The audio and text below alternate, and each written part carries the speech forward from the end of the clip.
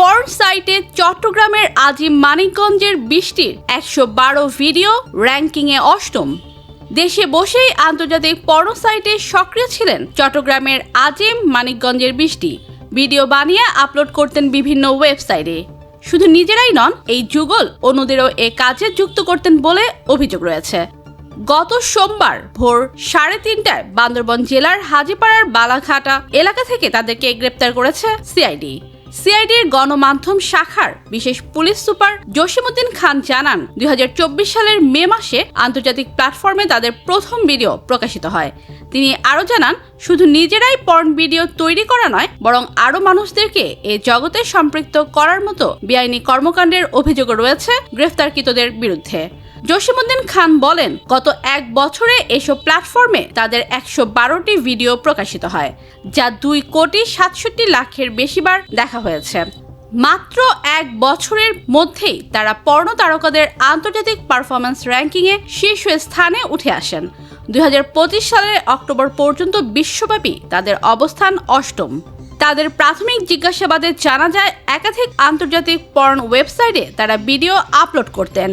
এভাবে খোলাখুলি প্রচারণার পাশাপাশি সামাজিক যোগাযোগ মাধ্যম টেলিগ্রাম, ফেসবুক ও ইনস্টাগ্রাম ব্যবহার করেও তারা প্রচারণা চালাতো। এসব প্রচারণায় ইন্ডাস্ট্রিতে যুক্ত হওয়ার জন্য অন্যদেরকে প্রলুব্ধ করে বিভিন্ন বার্তা প্রকাশ করত তারা।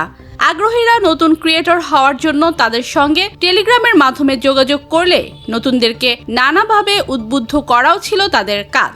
যেমন টেলিগ্রাম চ্যানেলে নতুন ক্রিয়েটর অ্যাড করলে নগদ টাকা দেয়া হবে বলে তারা বিজ্ঞাপন দিত। এই যুগল বিলাসী জীবনযাপন করতেন জানিয়ে জসিমউদ্দিন খান বলেন, প্রাথমিক বিদ্যালয়ের গণ্ডি পার হতে না পারা এ যুগল দরিদ্র পরিবার থেকে উঠে এলেও অনলাইনে রয়েছে তাদের বিলাসবহুল জীবনযাত্রার বহু ছবি। বিষয়টি সামাজিক ও নৈতিকভাবে উদ্বেগজনক। এক প্রশ্নের জবাবে জসিমউদ্দিন বলেন, অনলাইন জগৎটা সবার জন্য উন্মুক্ত হওয়ায় সেভাবে নিয়ন্ত্রণ করা সম্ভব হয় না।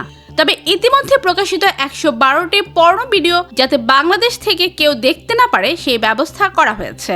পাশাপাশি এই কাজের মাধ্যমে তারা কি পরিমাণ অর্থ আয় করেছেন, সে অর্থ কোন মাধ্যমে দেশে এনেছেন সেসব জানার চেষ্টা চলছে।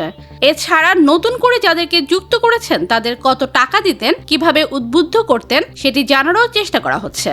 জানা যায়, মোহাম্মদ আজিম বান্দরবান শহরের বালাঘাটা এলাকায় ফল ব্যবসায়ীর পরিচয় দিয়ে 12 অক্টোবর মাসে 10,000 টাকায় বহুতল ভবনে একটি বাসা ভাড়া নেন। ওই বাসায় একজন তত্ত্বাবধায়ক নাম না প্রকাশের শর্তে জানান, ওই যুগল নিজেদের স্বামী স্ত্রী পরিচয় দেন। ভাড়া নেওয়ার পর থেকে তারা বাসা থেকে খুব একটা বের হতেন না।